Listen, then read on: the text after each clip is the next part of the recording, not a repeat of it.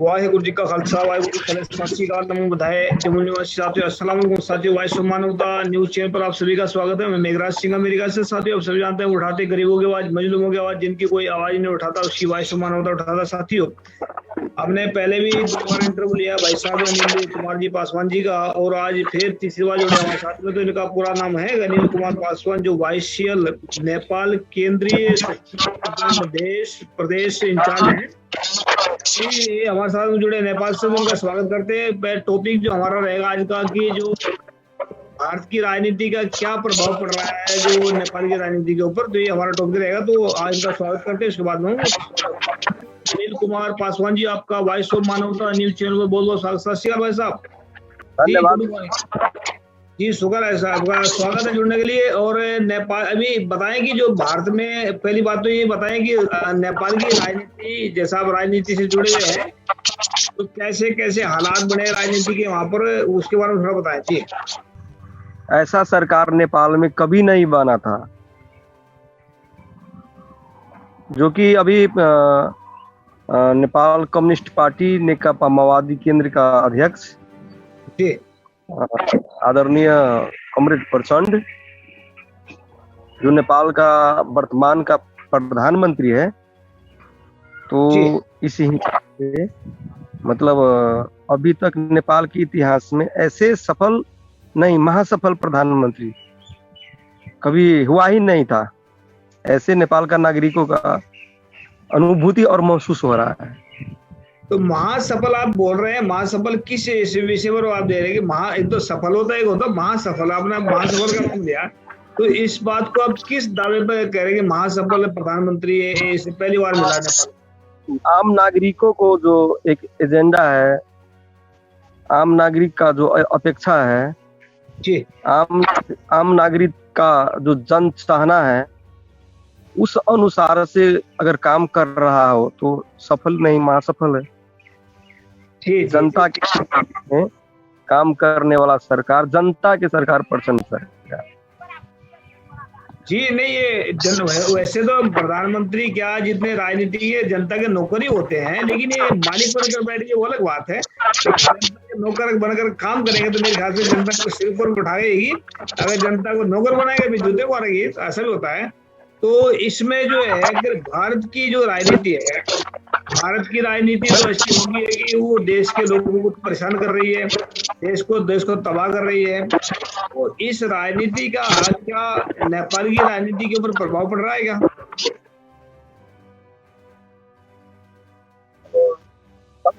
Culture के हिसाब से स्वाभाविक है, जैसे कि नेपाल का जो संस्कृति, कल्चर और धार्मिक अवस्था सब जो है, वैसे मतलब कुछ ना कुछ तो असर करता है। जैसे कि अभी जो है मतलब भारत में पीएम का संघीय सरकार का वो संसद का चुनाव 24 में होने जा रहा है। तो बीजेपी आपका बंगाल और बिहार और यूपी का जो नेपाल से सटे सीमा सब जो है, उस जगह पर बीजेपी कमजोर है। तो अपना प्रभाव नेपाल में विभिन्न विषय पर विभिन्न नाम देकर मतलब दिखाना चाहते हैं, ताकि एक दिन उदाहरण देने के लिए मतलब उनको कहने में भी हो जाए। जैसे कि जहां पर कमजोर है वहां पर आएगा और बोलेगा, अरे भक्तों, जो काम तुम लोग करना चाहिए वो देखो नेपाल का नागरिक लोग कर रहा है। तो ये सब कोई ना कोई किस्म के डिजाइन में हो रहा है। डिजाइन में थोड़ा देखते हैं नेपाल में भी कभी कभार कुछ लोग 10 दिन, 15 दिन, महीनों दिन का तैयारी करके मतलब धर्म के नाम पर मतलब जातीय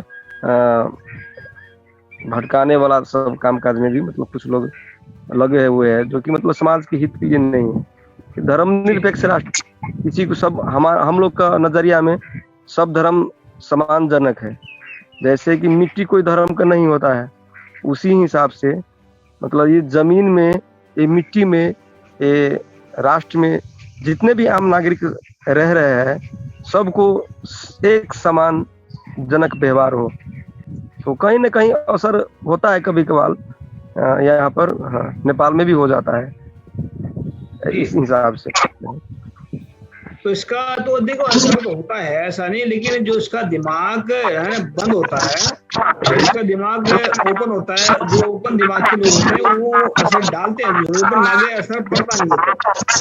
तो क्या नेपाल के जो लोग, जैसे भारत के जो लोग हैं तकरीबन 90% तो अंधभक्त लगे हैं, तो क्या नेपाल में भी अंधभक्त पाए जाते हैं क्या? क्या बोले हैं? नेपाल में जैसे भारत में बहुत सारे अंधभक्त है ना, अंधी भक्ति करते हैं लोगों के आंखें बंद करके, क्या नेपाल में भी ऐसे अंधभक्त मिलेंगे आपको? अंधभक्त हर जगह होता है, अंधभक्त हिंदू में ही नहीं, दुनिया का जितना भी धर्म है सब में अंधभक्ति है। हम लोग तो ना कोई धर्म को मानते हैं ना कोई धर्म को विरोध करेंगे, इसीलिए नहीं विरोध करेंगे, किसी को आस्था से हम लोग खिलवाड़ नहीं करेंगे, नहीं करने देंगे। और आस्था के अंदर पर जो मतलब कभी कभार सांप्रदायिक भटकाने का वाला कामकाज सभी होता है, तो कहीं ना कहीं ये भारत का जो है आरएसएस बीजेपी के डिजाइन से यहाँ पे हो रहा है। तो अगर प्रमाण सहित तथ्य सहित अगर आते हैं तो उन लोगों को हमारे संगठन वाईसीएल नेपाल आवश्यकता अनुसार के अपना विधान रह के कार्रवाई करेंगे। नहीं, वैसे आस्था की बात करें ना आप, आस्था तो बड़ी खतरनाक होती है। अगर आंखें बंद करके आस्था के पीछे पड़े ना तो ये खतरनाक है। अगर दिमाग खोल करके आस्था कर रहे हैं तब ठीक है। मान लीजिए एक आस्था ऐसी है, एक बच्चे ने सांप का मुंह पकड़ रखा है, उसकी आस्था उसका मुंह पकड़ कर उसको घुमाना, उसके मुंह में पड़ डालना, तो क्या उसकी आस्था को आप रोकेंगे नहीं क्या? देखिए सबको अपना अपना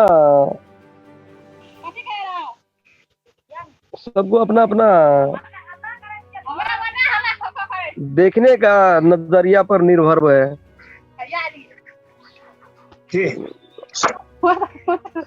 सबका अपना नजरिया पर निर्भर है।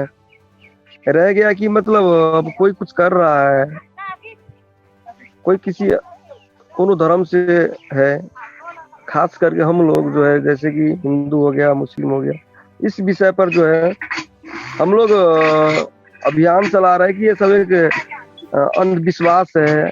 अंधविश्वासों पर मतलब ये धर्म सब जो भी धर्म है सब टिका हुआ है। ये समाज जितना उसमें समय देते हैं, जितना उसमें मतलब लगाते हैं, उसी हिसाब से अगर गरीबों में लगा दिया जाए, मजदूरों में लगा दिया जाए तो शिक्षा आएगा। शिक्षा आने के बाद सबको समझ में आएगा ये सब मतलब एक ढोंग है, अंधविश्वास है, खुद ही मतलब इसे जागरूक हो जाएगा। इसमें कहने वाला बात क्या है? मतलब बात को पकड़ रहे हैं, अच्छी बात है। इसमें दरअसल क्या है ना, मैं अगर आपको बताऊं बात, अगर आप सच बोलना सिखाएंगे लोगों को, अंधविश्वास से बाहर निकल जाएंगे, पाखंडवाद से भी निकल जाएंगे बाहर और ज्ञानवान बन जाएंगे। अगर झूठ बोलना सीखेंगे इंसान तो पाखंडवाद फंसे रह जाएंगे और अंधविश्वास फंसे रहेंगे, मूर्ख बन जाएंगे। तो मैं इतना चाहता हूँ कि जैसे यार अभी राजनीति का जो चल रहा है वहां पर क्या, तो इसमें जो चुनाव है आने वाले वक्त में, चुनाव कब होंगे इसमें नेपाल में? संघीय सरकार प्रतिनिधि सभा, संघीय सरकार और प्रदेश सरकार का चुनाव 84 में है। अभी जैसे कि आप लोग का ईस्वी संवत 2023 चल रहा है, तो ऐसे हमारे विक्रम संवत चलता है, 2080 चल रहा है, 84 में इलेक्शन है।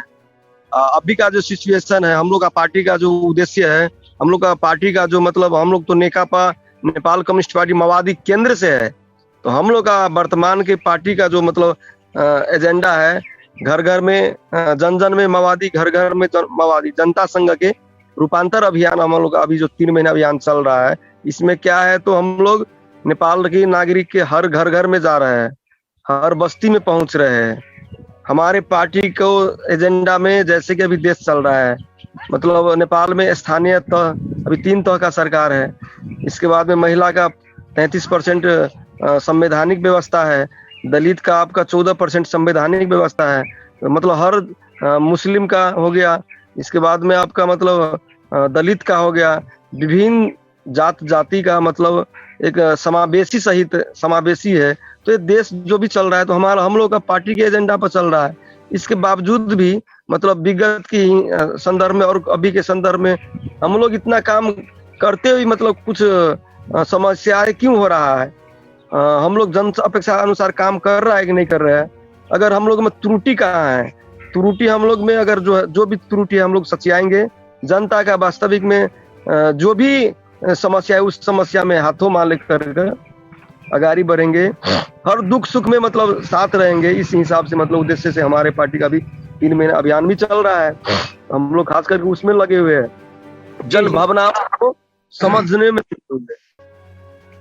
जैसे कि पानी रंग नहीं होता है, इसी हिसाब से आपको जनता के साथ मतलब हम लोग एकदम संबंध रूपांतर हिसाब से मतलब लगे हुए हैं। और जो जनता का माया करता है उसी का जीत भी होता है। तो हम लोग को जो अभी राजनीतिक सिचुएशन है, इसी रफ्तार में अगर पार्टी एकदम उद्देश्य के साथ जनता अपेक्षा टिका हुआ रहे तो आने वाला 84 में नेपाल कम्युनिस्ट पार्टी माओवादी केंद्र 1 नंबर का पार्टी बनेगा। हम लोग का मतलब बुझाइए। वैसे मैं बताऊं आपको, अगर कार्य आपका सही होगा तो नंबर 1 नहीं पूरे वर्ल्ड में नंबर 1 जाएगा। नेपाल की बात नहीं, क्योंकि बहुत सारे उदाहरण मिलते हैं कि जो अच्छे काम करते हैं। महाराजा रणजीत सिंह ने राज किया उसमें भारत में, महाराजा रणजीत सिंह का राज आज वर्ल्ड के अंदर नंबर 1 है। तो ये अगर नेपाल का अगर ऐसे दिशा में चले जाता है राज, एक नंबर नहीं पूरे वर्ल्ड नंबर 1 होगा। तो जैसे एक चीज आप मिस करके सुनो, आप लोग जो है ना इसके लिए भी आवाज उठाते हैं, महिलाओं के लिए आवाज उठाते हैं, दलितों के लिए आवाज उठा रहे हैं, सबके लिए आवाज उठा रहे हैं। एक चीज मिस कर रहे हैं, ट्रांसजेंडर व्यवस्था है नेपाल का,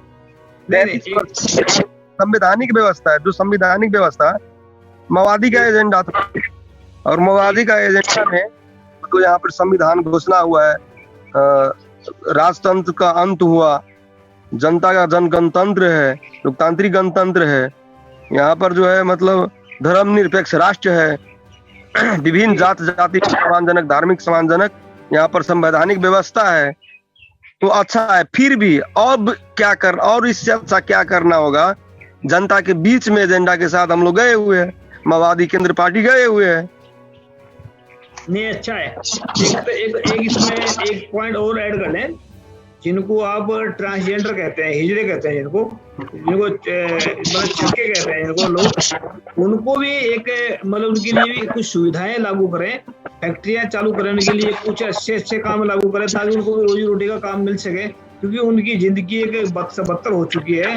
भारत में तो इतने हालात खराब हैं, जब इनकी सरकार जाएगी तब यहाँ पर हम लोग चालू करेंगे। लेकिन मैं चाहता हूँ कि नेपाल में भी ट्रांसजेंडरों को, इनके लिए भी कुछ नौकरी का, कुछ टीवी चैनल में काम, या और भी है कुछ इनके लिए कोई आरक्षण का वगैरह ऐसा प्रबंध जरूर करें। ये सरकार में एक नंबर 1 काम होगा आप लोगों के लिए। तो ऐसा क्या कर पाएंगे आप लोग? अभी हमारे पार्टी का नेतृत्व में नेपाल का वर्तमान का सरकार है, प्रधानमंत्री हमारे पार्टी का केंद्रीय अध्यक्ष आदरणीय सम्मान्य प्रधानमंत्री कमरेड प्रचंड है। हम चाहेंगे कि इस विषय पर इस प्रकार का समस्याएं जो है सरकार गंभीर से ध्यान देकर समाधान करेंगे। हम अपना कौन से अपना स्तर से ये बात हम सरकार तक पहुंचाने का कोशिश करेंगे। आपका जब आप लोग इतना बढ़िया काम कर रहे हैं तो एक थोड़ा सी कमी है कि जो हमारे इंडिया में इतने हालात खराब हैं ट्रांसजेंडरों के, एक मांग कर खाते हैं और भी दूसरे काम करने पड़ते हैं उनको। जब हमारी सरकार आएगी भारत में, हम इनके लिए स्पेशल राजनीति में भी जगह रखेंगे, इनके लिए फैक्ट्रियां भी लगाएंगे, इनके लिए अलग अलग काम करवाएंगे। तो मैं चाहता हूँ नेपाल में इसकी शुरुआत हो जाती है तो आज वर्ल्ड का नंबर 1 कंट्री में जाएंगे कि नेपालों में इन लोगों को इन्होंने ऐसा किया। जी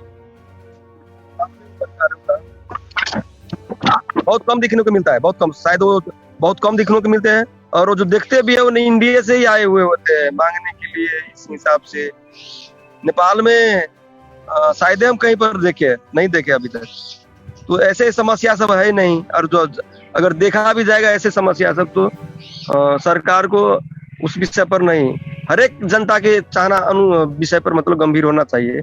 और सरकार का भी जो कामकाज करने का जो मतलब कार्यशैली जो भी है अभी जनता के हित में जा रहा है, जनता की जनचाहना अनुसार जा रहा है। ऐसा सरकार नेपाल में कभी बनवे नहीं किया था जिस हिसाब की सरकार अभी नेपाल में बनी हुई है प्रधानमंत्री सामान्य कमरेड प्रचंड के नेतृत्व में।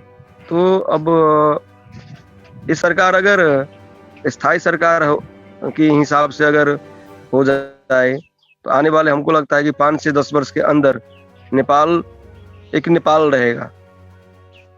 तो अभी क्या अभी तो नेपाल ही है, इसको बोलेंगे नंबर 1 पे जाएगा वर्ल्ड के अंदर, ऐसा बोले ना तो चलेगा ना। नेपाल दुनिया के ऐतिहासिक विकास दृष्टिकोण से नेपाल विकसित मतलब विकसित विकासशील कहते हैं, तो विकासशील होता है जिसका विकास हो रहा है, और विकसित हो जाता है जो विकास मतलब विकसित तो बाद मतलब विकासशील तो बाद विकसित हो जाता है। तो अभी क्या है, अपने जो राजनीतिक खेल चला रहे हैं आप लोग, भारत के जो लोग हैं वो क्या कहना चाहते हैं, उनको क्या राजनीतिक शिक्षा देना चाहते हैं ताकि वो भी लोग सही काम कर सके। तो भारत नेपाल में भी मतलब नेपाल और भारत का प्राय समस्या ऐसे ही दिखने को मिलता है। तो भारत भी नेपाल जैसे ही अंधविश्वास पर मतलब ज्यादातर टिका हुआ है, मतलब धर्म की और मानसिकता से मतलब एकदम गुलाम बने हुए हैं। यहाँ पर भी वैसे ही समस्या, वहां पर भी वैसे ही समस्या है। ये तमाम विषय पर मतलब देशभक्तों का गंभीर होना जरूरी है, अंधविश्वास के खिलाफ आवाज उठाना जरूरी है, अंधविश्वास के खिलाफ मतलब लड़ना जरूरी है। यही हम कहना चाहेंगे नेपाल के नागरिकों के भी और आदरणीय भारतीय नागरिकों के दोनों में। जी जी जी। तो अंत में लास्ट में क्या कहना चाहते हैं आप लोगों को? पहले तो बात तो ये है कि आप लोगों को बहुत बहुत बधाई, इसके लिए आप इतना अच्छा काम कर रहे हैं। और हम वॉइस ऑफ मानवता न्यूज चैनल की तरफ से उनको एक सर्टिफिकेट जारी करते हैं, जो सच्चाई और ईमानदारी से काम करते हैं उनको हम एक सर्टिफिकेट देते हैं। अगर आप के जान पहचान वाले जो सच्चाई और ईमानदारी से काम कर रहे हैं पूरी तरह से पूर्ण रूप से, वो हम उसको सर्टिफिकेट देंगे। तो वॉइस ऑफ मानवता न्यूज चैनल की तरफ से अगर जो भी आप मतलब जो पुलिस में काम कर रहे हैं, मिलिट्री में काम कर रहे हैं या राजनीति में काम कर रहे हैं, जो मानवतावादी काम कर रहे हैं उनको देंगे। वैसे तो उस सर्टिफिकेट की कीमत कुछ भी नहीं है, लेकिन उसको बिल गेट्स भी नहीं खरीद सकता, ना मोदी खरीद सकता है, इतनी कीमत उसकी। तो बस इतना कहना चाहता हूँ। तो लास्ट में क्या कहना चाहते हैं सभी जो हमारे सुनने वाले लोग हैं? जी मैं अनिल कुमार पासवान, नेकपा माओवादी केंद्र का सहायक संगठन YCL नेपाल का केंद्रीय सचिव मध्य प्रदेश इंचार्ज की तरफ से आप सभी में गुड मॉर्निंग जी, गुड मॉर्निंग, बस लाल सलाम, नमो बुधाय।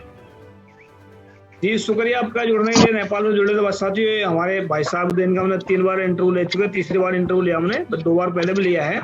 और हमेशा गरीबों के साथ में साथ देते हैं। अमीरों के मतलब ये नहीं है कि मतलब अमीरों के तड़वे छाट रहे, गरीबों को उनको दमन कर रहे हैं, ऐसा नहीं है। गरीबों का साथ देते हैं और आवाज उठाते हैं। बेबाक आवाज है, बेखौफ आवाज है, नेपाल की आवाज है।